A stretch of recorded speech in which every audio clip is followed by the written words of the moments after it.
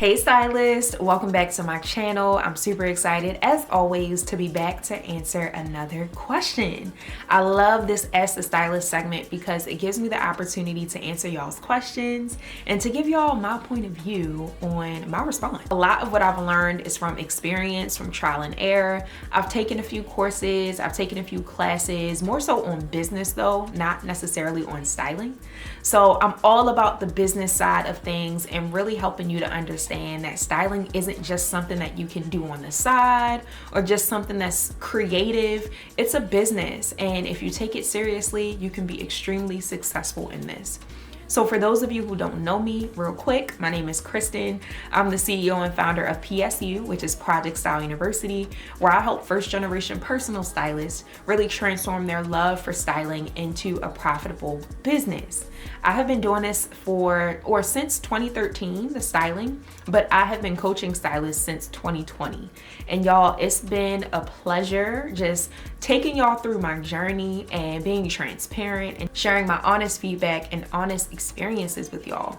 This industry is not for the weak, and it's definitely challenging to get in it, but it doesn't get any easier once you get in it, y'all. So I'm so thankful for this platform. I feel like there aren't many stylists out here who are sharing the real deal about styling and what happens behind the scenes and all the things. So I'm thankful for you being here, and I appreciate the questions that I'm constantly receiving. So if you have a question about virtual styling, about personal styling, about the business of styling, or anything style, don't be afraid to respond below, and I'll make sure I respond to your question in a video.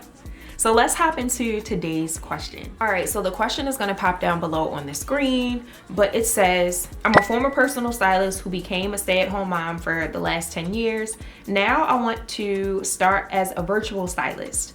I have one question. How do you manage a color analysis offer? In my head, I need to see the person.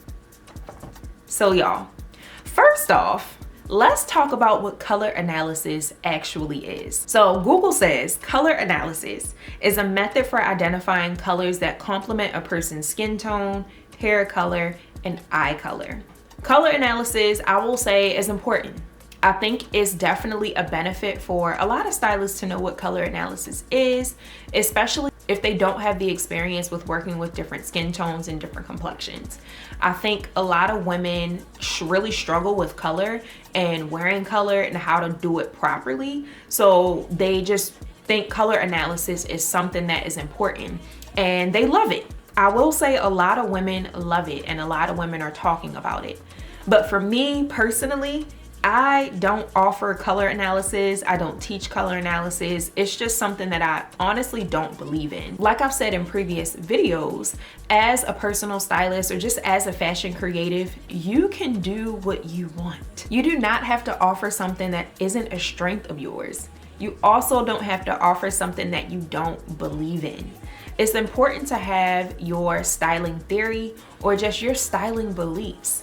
Everything that you believe is true when it comes to styling is exactly what you can teach to your clients. So because I don't believe in color analysis and I just don't believe that women should be limited to the certain colors that they wear, I'm not teaching that to my clients. So I believe that women can wear any color they want. It just depends on the shade. Now, many of you may think that, well, isn't that color analysis? Kinda, but not really. So with color analysis, they break the colors down into different seasons. So summer, spring, fall, winter, and a few others. And I don't want my clients to feel like they have to segment themselves into a certain box of what colors they can wear. I believe that women can wear any color. It just depends on the shade. So for some of the seasons, I feel like a lot of those colors that exist aren't included in the seasons that are offered when it comes to color analysis. So some of the shades of like purple or maybe even yellow aren't available in certain seasons for certain women if they're a certain complexion. And I don't think that's fair. I think women can wear any color. It just depends on the shade. So don't feel like you can't wear purple because you're not a winter, or you can't wear yellow if you're not a spring. You can. Just wear a darker shade or wear a lighter shade or something in between. So that is what I believe in. And I want to encourage you as a personal stylist to really find your theories, find your beliefs when it comes to styling, and work from that and teach your clients that. Because I don't believe in color analysis, I'm not gonna offer a service that makes me feel like I have to offer color analysis or teach that to my clients. So I do get a lot of questions about stylists feeling like it's a struggle to style someone virtually. Whether you're styling someone virtually or in person is going to be a challenge if you've never styled that person before. If this is your first time styling someone, you don't know them, you have no idea what they like, you have no idea what they don't like, you have no idea what looks good on them or what looks bad on them. So it's going to be a challenge. It's going to be a process regardless of what you're doing and what you're offering.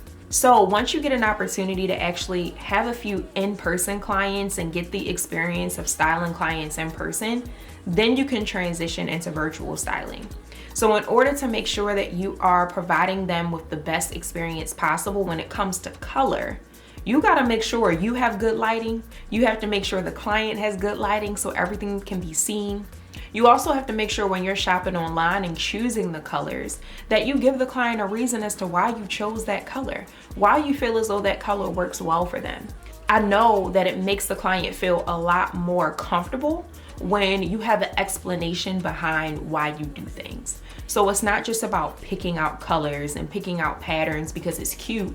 Really having a reason as to why you're choosing these colors, why you're choosing these patterns, or why you're just choosing these pieces in general for that client. Explain yourself. Don't be afraid to do that. Let them know why you did something. So that way they can have a better understanding of your thought process and why you feel as though this is the best suggestion for them. So explain yourself, let them know why. Also, again, I'm always going to mention this, but when you are styling your clients virtually, make sure you're constantly reiterating that this is a process. So not everything is going to work the first time around. So maybe you thought this one color was gonna look good on them, going off of what they look like, their hair color, their eye color, all the things. And then they try it in person, and it doesn't really look the way that you thought it would look, and it doesn't really look the way that they thought it would look. And that's okay. Let them know that, again, this is a process. It's trial and error. So the way that you thought this color was gonna look on them it's not really giving what you thought it was gonna give. So be honest with them and let them know that, that wasn't really the best choice. Let's go ahead and try something else. Let's move on to something else. We got the pants down, that's perfect. We have the silhouette down, that's perfect. Now let's go for another color and let's see what will work for that. You can also shop for multiple colors at one time. And if one doesn't work, move on to the next. But I will say when I'm styling my clients, there's always some sort of color story that's being told. So all the pieces that I'm purchasing them can be worn interchangeably and styled interchangeably. So there's gonna be about maybe 5 to 6 colors that I curate for each of my clients' color stories so that everything makes sense. You don't just want to shop for clients and just choose a bunch of random colors that don't necessarily go together. So when you understand the client's preferences, you understand the client's style goals and what they're looking for, then you can choose the best colors that perfectly align with that, and of course, their complexion. So really making sure that you are, again, building that relationship with the client, really understanding what they're looking for, what type of look they want to go for, and explaining why you chose what you chose. Also too, when it comes to virtual styling, don't be afraid to hop on a call after you send over your final looks. I know this was something that I struggled with in the past.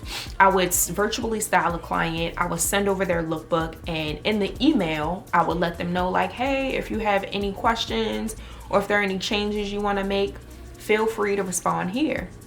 But I feel as though it is a lot easier to just get a client to hop on a Zoom call. Y'all can go through the lookbook or the outfits or the looks together, and that way you can really explain to them why you chose what you chose. You can also see their body language. You can see their face when you're going through the pieces. So you can see like, it doesn't seem like she's really feeling this, or I think she's really liking this and she's really open to the process.